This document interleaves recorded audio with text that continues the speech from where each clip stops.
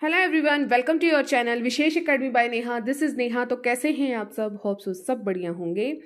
तो गाइस, आज का हमारा टॉपिक है गुप्त साम्राज्य। और आप सबको पता है कि चैनल पर चल रही है हमारी एनसीईआरटी सीरीज, जिसमें मैं आपसे एंशियंट हिस्ट्री का जो है पार्ट डिस्कस कर रही हूँ। टॉपिक नेम है गुप्त साम्राज्य। पार्ट जो हैं इसके 3 पार्ट्स जो हैं अपलोड हो चुके हैं। आज हम बात करेंगे पार्ट 4 की और इस वीडियो को कंटिन्यू करेंगे। तो बस आप वीडियो के एंड तक बने रहेंगे। वीडियो को लाइक, शेयर एंड सब्सक्राइब ज़रूर करके जाइएगा। तो चलिए वीडियो को स्टार्ट करते हैं। देखिए, पार्ट 1 में मैंने आपको ये बताया था कि इसके संस्थापक कौन थे, गुप्त साम्राज्य के संस्थापक। इसके बाद हमने डिटेल पढ़ते गए। ठीक है। फिर इसके बाद हमने चंद्रगुप्त द्वितीय के रत्नों के बारे में जाना। फिर हमने स्कंदगुप्त के उत्तराधिकारी, जो स्कंदगुप्त लास्ट जो था शासक, उसके उत्तराधिकारी के बारे में पढ़ा था। ठीक है, ये परवर्ती गुप्त शासक। फिर इसके बाद गुप्त साम्राज्य का पतन किस तरह हुआ डिटेल में, गुप्त साम्राज्य के समकालीन राजवंश कौन कौन से थे, इनकी प्रशासन पद्धति कैसी थी, बहुत बहुत ज़्यादा इम्पोर्टेंट है। ठीक है, ये आप ज़रूर कीजिएगा। देखिए, बहुत अच्छे से आपको ये सब कुछ समझाया गया है। ठीक है, तो आज जो हम बात करेंगे वो करेंगे हम इनकी सामाजिक गतिविधि किस तरह की थी। चलिए वीडियो को स्टार्ट करते हैं। ब्राह्मणों को बड़े पैमाने पर जो मिलता था, अनुदान मिलता था, ग्राम अनुदान मिलना इस बात का प्रमाण है कि ब्राह्मणों की जो श्रेष्ठता थी वो गुप्त काल में बनी रही है। यानी कि जो गुप्त काल में जो ब्राह्मण थे वो सर्वोपरि थे। वर्ण जो था वो जातियों और उपजातियों में उस समय बट गया था। और इस काल में जो शूद्र हैं उनकी स्थिति में थोड़ा सा सुधार हुआ। अब इन्हें रामायण, महाभारत और पुराण सुनने का अधिकार मिल गया था। यानी कि गुप्त साम्राज्य से जब जो जितने भी पहले साम्राज्य आए हैं उसमें शूद्रों की जो है स्थिति में बिल्कुल भी सुधार नहीं था। वो रामायण, महाभारत और पुराणों को बिल्कुल भी नहीं सुन सकते थे। लेकिन गुप्त साम्राज्य में ये चीज़ पॉसिबल हो गई। साथ ही कुछ गृह संस्कारों या घरेलू अनुष्ठानों का भी इनको, शूद्रों को अधिकार मिल गया। Very very important. 7वीं सदी से जो इनकी पहचान है वो किस तरह होने लगी, एक कृषक के रूप में होने लगी, एक फार्मर के रूप में होने लगी। जबकि पूर्व काल में उनका चित्रण केवल ऊपर के जो 3 वर्ण हैं उनके लिए सेवक, दास और कृषि मजदूर के रूप में होता था। तो ये भी आपके लिए बहुत ही अच्छा क्वेश्चन बन सकता है कि गुप्त काल में जो शूद्र हैं उनकी स्थिति किस तरह की होने लग गई थी, एक कृषक के रूप में होने लग गई थी। इस काल में जो अछूतों की संख्या में वृद्धि हुई, विशेषकर चंडालों की संख्या में बहुत बहुत ज़्यादा वृद्धि जो है आपके गुप्त काल में हुई है। देखिए, हर लाइन में आपका एक एक क्वेश्चन है।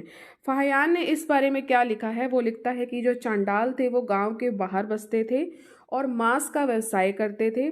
जब कभी वे नगर में प्रवेश करते तो उन्हें उच्च वर्ण के जो लोग हैं उनसे दूर हो रहते थे, क्योंकि वे मानते थे कि चांडालों के स्पर्श से जो सड़क है वो क्या हो जाती है, अपवित्र हो जाती है। तो ये याद रखिएगा, फाहियान ने ये बात लिखी है।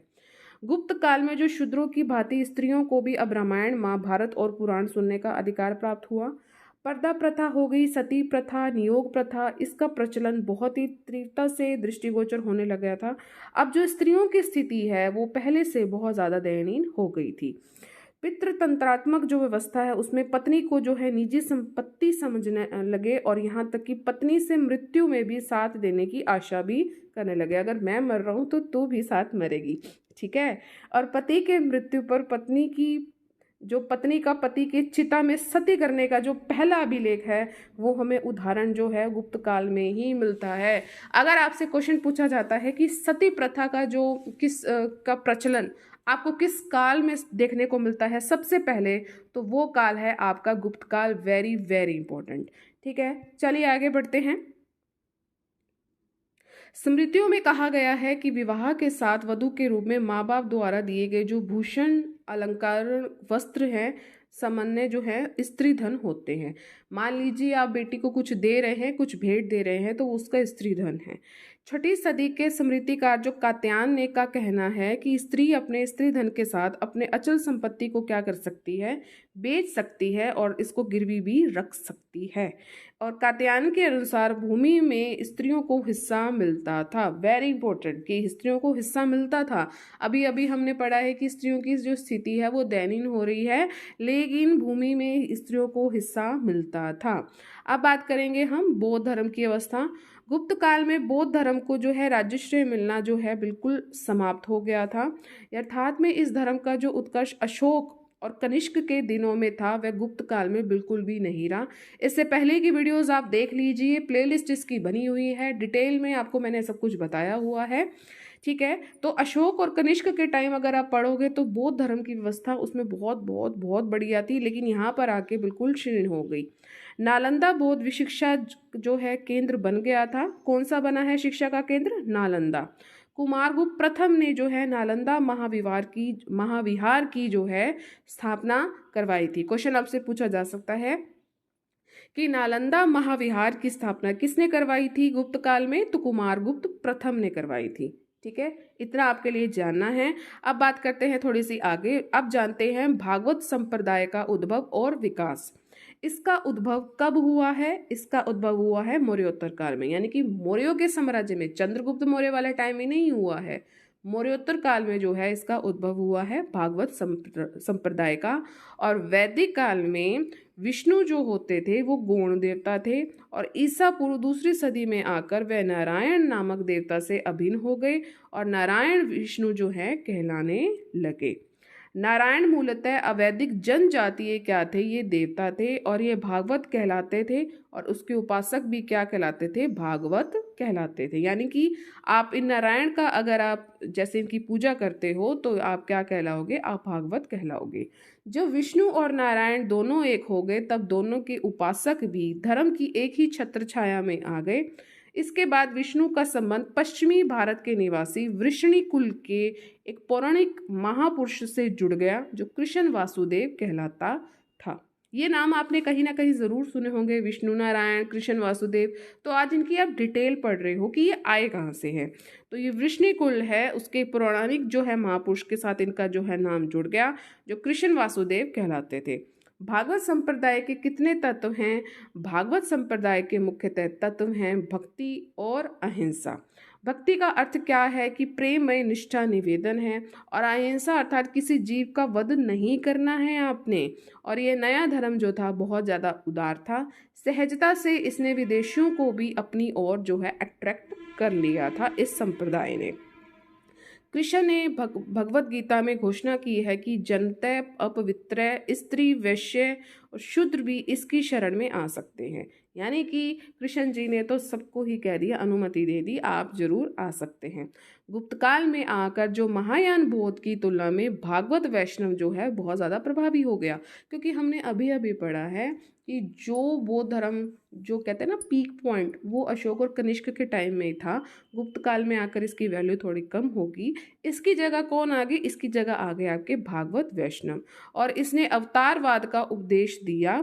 ठीक है, और इतिहास में जो है विष्णु के 10 अवतारों के चक्र को प्रतिपादित किया। अब देखिए, विष्णु के अगर 10 अवतार की कहीं भी बात आ जाती है तो आप उसको अवतारवाद का उपदेश जैसे है, समझने के लिए मैं आपको कह रही हूँ, याद हो जाए तो उससे आप जोड़ लेंगे। इसने अवतारवाद का उपदेश दिया और इतिहास में विष्णु के 10 अवतारों के चक्र को जो है क्या किया है? प्रतिपादित किया है।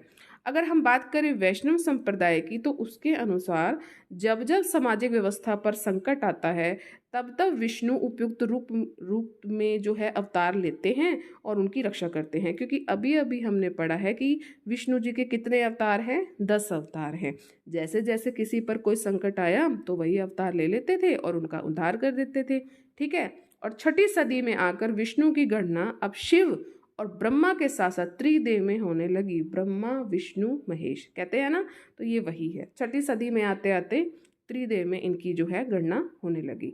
गुप्त वंश के कुछ राजा जो थे वो कौन? शिव के उपासक हुए हैं, वेरी इंपॉर्टेंट, जो संहार या प्रलय के देवता हैं।